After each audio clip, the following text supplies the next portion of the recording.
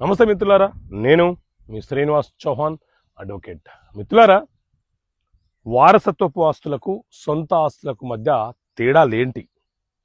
అసలు వారసత్వపు ఆస్తి అంటే ఏంటి, సొంత ఆస్తులు అంటే ఏంటి? ముందుగా వారసత్వపు ఆస్తుల గురించి తెలుసుకుందాం.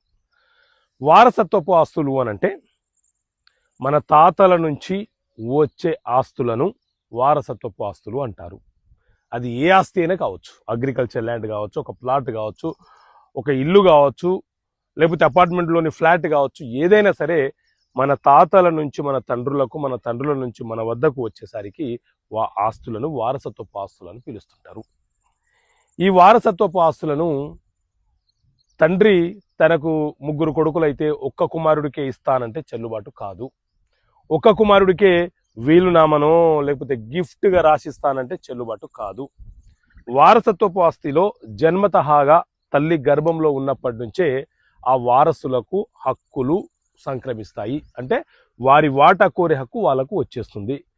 ఈ వారసత్వపు ఆస్తులు ఏ ఒక్కరికో వీలునామా రాసినా చెల్లుబాటు కాదు. గుర్తుపెట్టుకోండి, ఏ ఒక్క కొడుకుకో ఏ ఒక్క కూతురుకో రాసిన చెల్లుబాటు కాదు.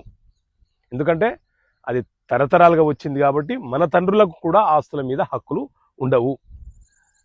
ఎవరైనా ఒక వ్యక్తి సంపాదించిన ఆస్తి ఎవరికి అమ్మకుండా, ఎవరికి వీలునామా రాయకుండా, ఎవరికి జీపీఏ ఏజీపీఏ ఇలాంటివి ఏమి చేయకుండా చనిపోతే ఆటోమేటిక్గా ఆ ఆస్తి వారసత్వపు ఆస్తిగా మారిపోతుంది. ఎందుకంటే ఆ తండ్రి నీకు ఎంతనో నాకు అంతే కాబట్టి, మనము సోదరులం కాబట్టి మనం అందరము సమానంగా పంచుకునే పరిస్థితి ఏర్పడుతుంది.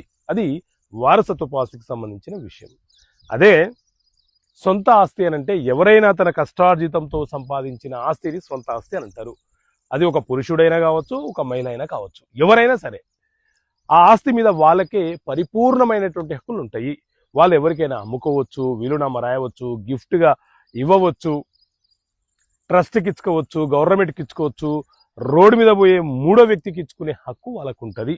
సొంత ఆస్తులను నియంత్రణ చేసే హక్కు భార్యకు కానీ, కొడుకులకు కానీ, కుమార్తెలు కానీ ఎవరికి సంక్రమించదు. సొంత ఆస్తి మీద సాధించి సంపాదించిన వ్యక్తికే సంపూర్ణమైనటువంటి హక్కులు ఉంటాయి. ఓకే మిత్రులారా, థ్యాంక్ యూ. జై హింద్.